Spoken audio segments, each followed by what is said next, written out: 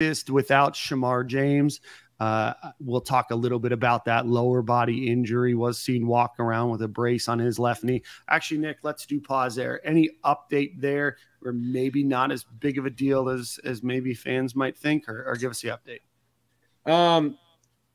We haven't got anything solid from Billy. We'll talk to him Monday around 12:30. But from the people I've talked to inside the building, they're not giving the vibe or the sense that it's a serious knee injury.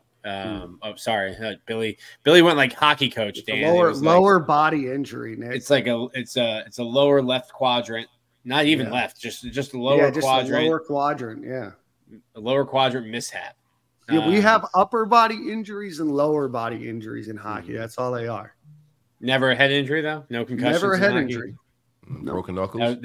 I believe that would be considered an upper body injury, considering your head is on the upper part. But I'd have to double check my anatomy. What's the broken knuckle? Lower or upper? How do you? That would be an upper body injury because your arms are connected. Yeah. But if my hands are down, my knuckles probably below my waist. Yeah, but your arms themselves connected at the upper body. Now you're getting into semantics here. Anyway. Yeah. I like semantics. I heard from Shemar, that everything's okay. He's going through, but I heard that it's nothing serious. He is injured, but it's nothing like season threatening or anything like that, man. So shout out to my guy. He was out. He came out late on Saturday with his lower body in a brace. Whole lower body. Not the whole thing, but if we're doing our hockey injuries, I can't tell you what part of it was. They need to do it like they used to do in the cartoons, where they just wrapped up your entire body. You were in like a wheelchair, both legs up. Could you imagine the freak out if they would have like rolled Shemar James out in the body cast? Man, listen, when they mentioned the injury, Twitter went crazy. Yeah, they went crazy when the injury happened, bro. I can only imagine if he would have came out in a cast or something. I think Shemar's going to be Florida's best linebacker, and it's encouraging that it's not going to be, it's not an ACL. It's not going to be a long-term season-ending kind of thing. Trahaja Mitchell had I can't remember who he hit, but he had a massive hit near the goal line. Yeah. Montreal. Montreal. And Montreal's a big dude. I feel good about that linebacker room. I think Derek Wingo's gotten a lot better. Manny Nunnery's a guy who I didn't think would really contribute other than special teams, and he's kind of been getting some run, especially with Shemar out with the twos. Heard some good things about him. I said his name. I've been hearing some vibes. I've been hearing some vibrations about Manny Nunnery, dog. He might got an eye, Nick. I don't know. He's very instinctual. He diagnoses plays really quickly and just gets to where he's supposed to be. There was one play that really stood out to me Saturday. It was like a little running play. I think it was like a cutback, and he kind of just stayed patient, saw the gap open up, and met whoever, I can't remember who the running back was, met the running back for no gain. So to me, that was impressive, just the way he diagnosed the play and got to where he needed to be. Didn't get stuck in traffic, didn't run himself out of the play. Don't know that he's a starter, especially when Shemar comes back, but I think Florida's pretty deep there at that linebacker spot. We have definitely Scooby and Derek Wingo is probably the likely people to pick up the slack there. I think if you did like a 3 deep or a 2 deep, it would be Shemar, Trahaja, and then Wingo and Scooby behind them with Nunnery close behind. Okay. Solid depth. And anything on Deuce Robinson, who was on transfer from Michigan? I think he's all right. He hasn't flashed. Young guy. Yeah, he really hasn't flashed to me at all. And then you can put Jaden Robinson, the true freshman, in there with him. I think he'll be a great player. It almost looks like he kind of sticks right by Trahaja a lot. It reminds me of like when Antonio Morrison got on campus. I can't remember. It might have been John Bostic, but like that first spring when Morrison got on campus, they were like, hey, just follow this dude around. Whatever he does, you do it. So if he barks at somebody, you bark at them. Well, maybe not the barking at the police dogs. Maybe just don't do that. But yeah, I'm encouraged by the linebackers. I think let's go to defensive line next. I went up and looked it up yesterday. Des Watson played 386 snaps last year. Might chop that in half. That's wild. Gervon Dexter played more. Like Florida just didn't have any kind of depth. So when I can't remember what it was. It might have been the first game of Utah, and someone's like showing, I think it was either G or Princely, like kind of jogging at during a play in the fourth quarter. And I'm like, yeah, that was his 64th play on the field that night. I think when you look at Florida's defensive line now with the depth they've gotten in with Banks and Cam Jackson adding into the middle with McClellan and Tyreek Sapp, Des Watson, you've got enough guys to rotate and keep them healthy. It's not a Georgia thing like when Georgia was just rotating in 5-star after 5-star, but Florida finally has some depth at defensive tackle and enough guys where they don't have to play 45 snaps a game.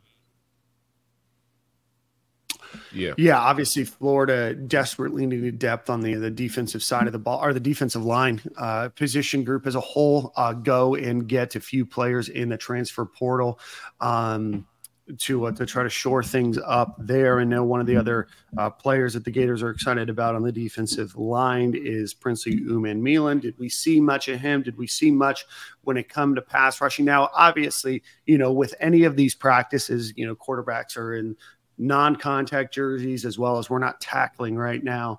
The quarterback just as a whole, or when the play breaks down, there's limited contact that they could have. So there is definitely some hamstringing of the defensive line and the push that they're able to. But it did seem like they were able to operate pretty aggressively in the videos that I've seen. That they might be even better than we had initially anticipated. Yeah, I think.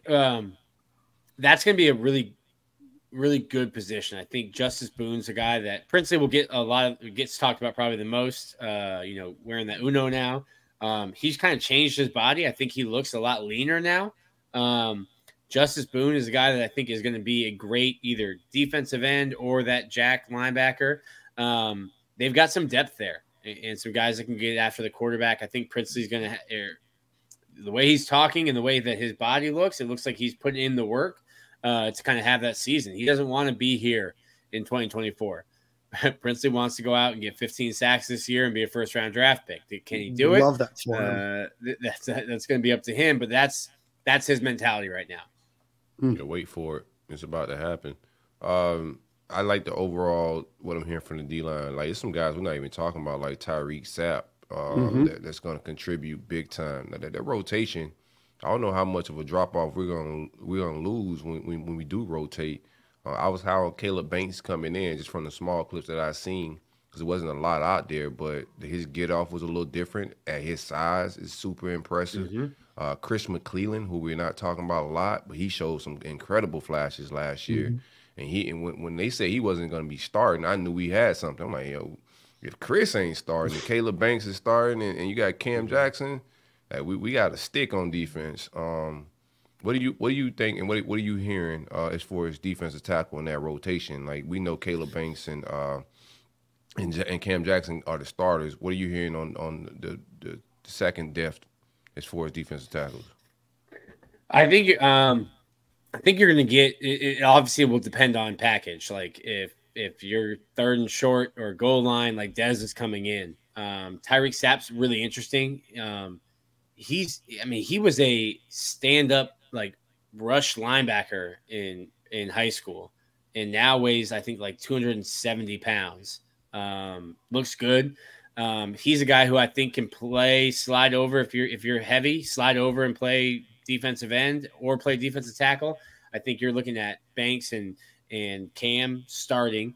McClellan and Sapp and Dez would be the guys right after them.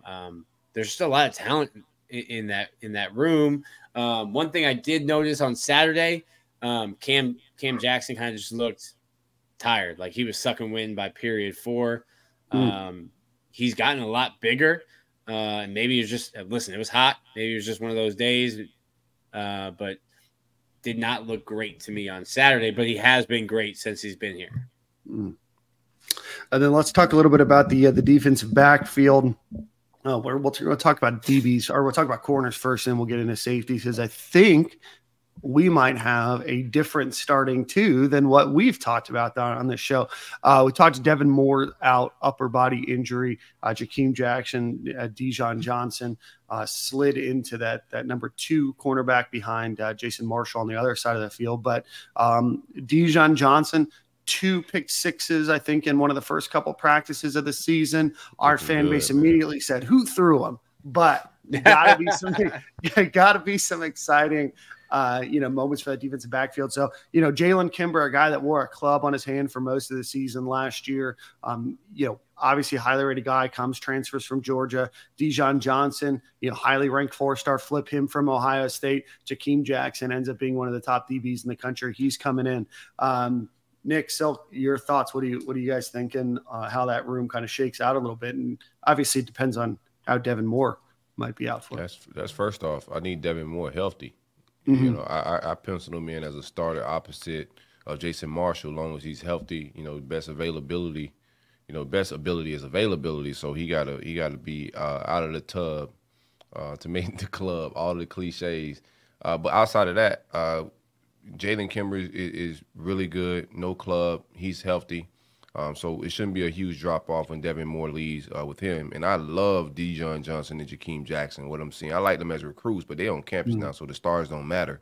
The discipline, the eye discipline, the foot discipline, the technique discipline from these guys is above average for a freshman, Like some people were saying, like the goal line stuff that we're doing, and our DBs were backpedaling as soon as the ball was snapped on off coverage and off ball things as a DB, and you just can't give up space on that. So you're seeing a lot of that discipline.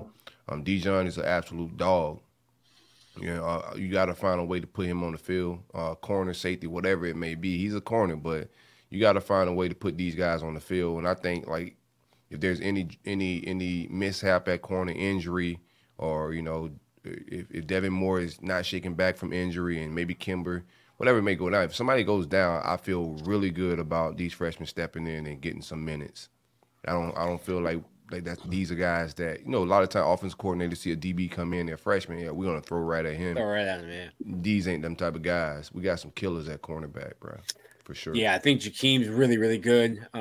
Dijon might be the one I've been most impressed with, especially since he's been on campus for like 6 weeks.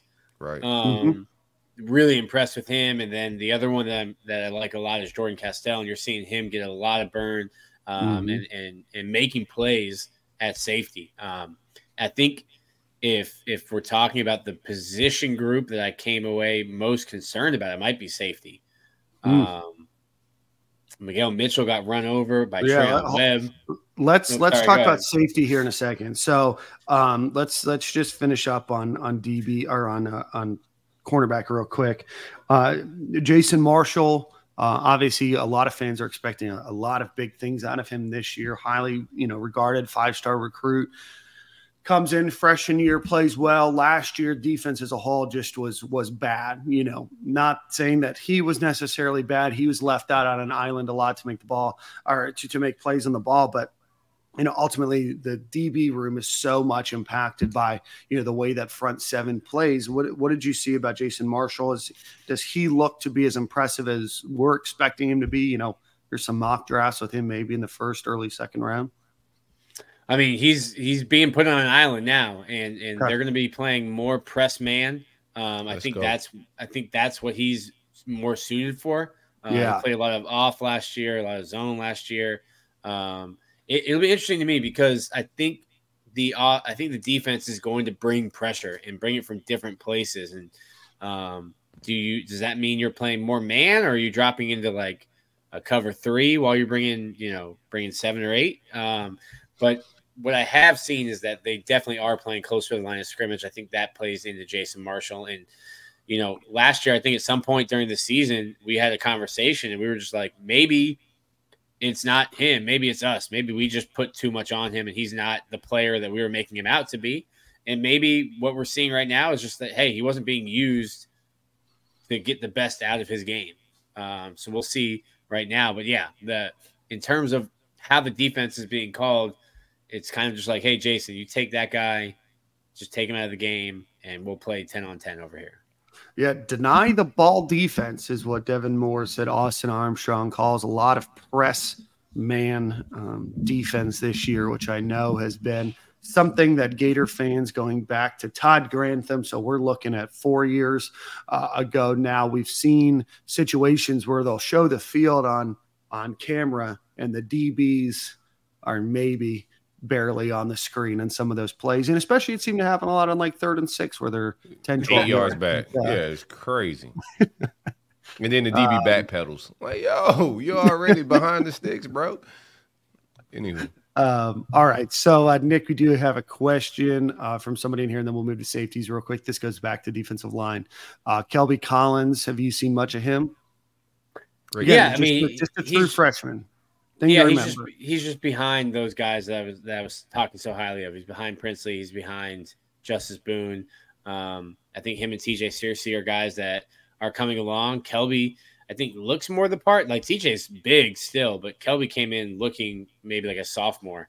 Those are guys that I think have good futures. But, like, how often are you taking Princely off the field? And that's the spot that he's playing. All right. And then let's get into safety real quick, and then we're going to break down the running back and linebacker position a little bit more in depth. Right now, we had – up until this show, even last week, we thought that it would be Miguel Mitchell as one of the surefire starters there, Kamari Wilson, and those are probably the top 2 names that fans were familiar with. You get the transfer of RJ Moten. Then we thought, hey, maybe it would be Miguel Mitchell and RJ Moten in that group, but for all intents and purposes, it seems like Kamari Wilson might be playing the best of the 3. Sure. Silk, Nick, what are your thoughts? Don't like what I'm seeing from the transfer of Moten. Okay. I don't know, bro. It just doesn't look like a Florida safety right now. Didn't see a whole lot of plays being made from him. Right now, I got Kamari and Castell being my safeties, unless I see something different. Miguel Mitchell, I was leading that hive, but he's not a sure tackler. I'm hearing from guys that was there hit me up on the phone calls like, yeah, you got to shut down the hive, Silk. Like, it's just not happening. So he's still got opportunity to prove in camp here, but from what I'm hearing and what I'm seeing actually with Jordan Castell, like it's hard to put a freshman safety back there, especially in the game one like Utah.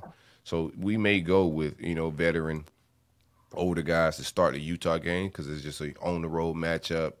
You're playing a top 15 team on the road. So I get it. But how I see it shaking out throughout the season, it may be Kamari and Castell.